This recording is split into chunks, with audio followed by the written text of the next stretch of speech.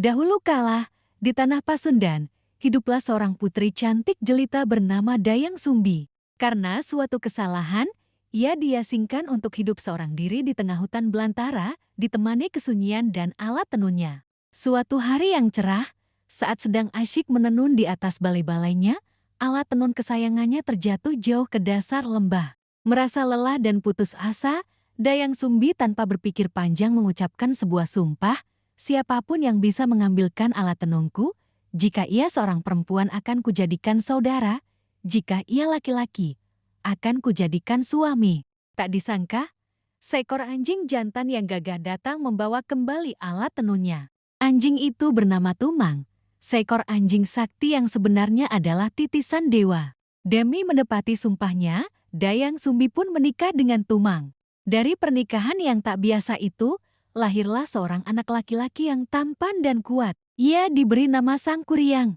Sangkuriang tumbuh menjadi pemuda yang gagah berani, mahir berburu, dan selalu ditemani oleh anjing setianya, Umang.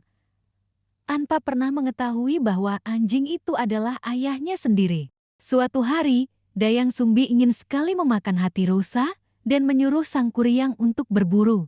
Setelah seharian penuh mencari, Sangkuriang tidak menemukan seekor rusa pun. Merasa putus asa dan tidak ingin mengecewakan ibunya, ia melihat Tumang dan sebuah pikiran gelap melintas di benaknya. Dengan tega, ia membunuh Tumang dan mengambil hatinya untuk dipersembahkan kepada Dayang Sumbi.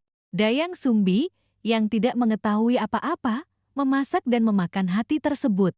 Namun, saat ia menanyakan keberadaan Tumang, Sangkuriang dengan polosnya menceritakan perbuatan kejinya. Murka dan patah hati, Dayang Sumbi tak dapat menahan amarahnya. Ia mengambil sebuah sendok nasi yang terbuat dari tempurung kelapa dan memukulkannya dengan keras ke kepala Sangkuriang hingga meninggalkan luka yang dalam. Sambil menangis, ia mengusir Sangkuriang dari hadapannya, bersumpah tidak akan pernah mau melihat wajahnya lagi. Sangkuriang pun pergi dengan hati yang hancur, berkelana tanpa tujuan, melupakan ibunya dan masa lalunya. Bertahun-tahun berlalu, Sangkuriang tumbuh menjadi seorang pria yang sangat sakti mandraguna. Dalam pengembaraannya, takdir membawanya kembali ke tanah kelahirannya. Di sana, ia bertemu dengan seorang wanita yang luar biasa cantik. Wanita itu adalah Dayang Sumbi, yang dianugerahi kecantikan abadi dan tak pernah menua. Tanpa saling mengenali, keduanya jatuh cinta dan merencanakan pernikahan.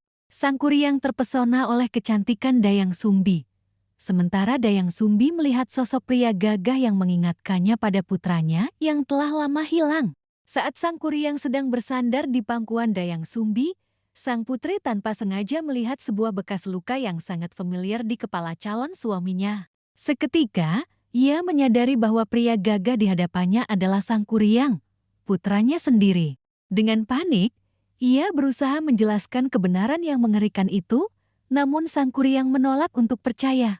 Untuk mencegah pernikahan terlarang itu, Dayang Sumbi mengajukan sebuah syarat yang mustahil. Sangkuriang harus membendung aliran sungai Citarum dan membuat sebuah perahu besar, semuanya harus selesai sebelum fajar menyingsing. Dengan kesaktiannya, Sangkuriang menyanggupi tantangan itu. Ia memanggil bala bantuan dari makhluk-makhluk gaib untuk membantunya. Bendungan dan perahu besar itu pun hampir selesai dalam sekejap mata. Melihat pekerjaan Sangkuriang yang hampir rampung, Dayang Sumbi menjadi cemas. Ia kemudian berdoa kepada para dewa dan mendapatkan sebuah ide cemerlang. Ia membentangkan kain sutra berwarna putih di ufuk timur dan memerintahkan para dayang untuk menumbuk lesung, membangunkan ayam-ayam jantan agar berkokok. Para makhluk gaib yang membantu Sangkuriang mengira fajar telah tiba. Mereka pun lari ketakutan dan meninggalkan pekerjaan yang belum selesai. Menyadari dirinya telah ditipu, Sangkuriang menjadi murka.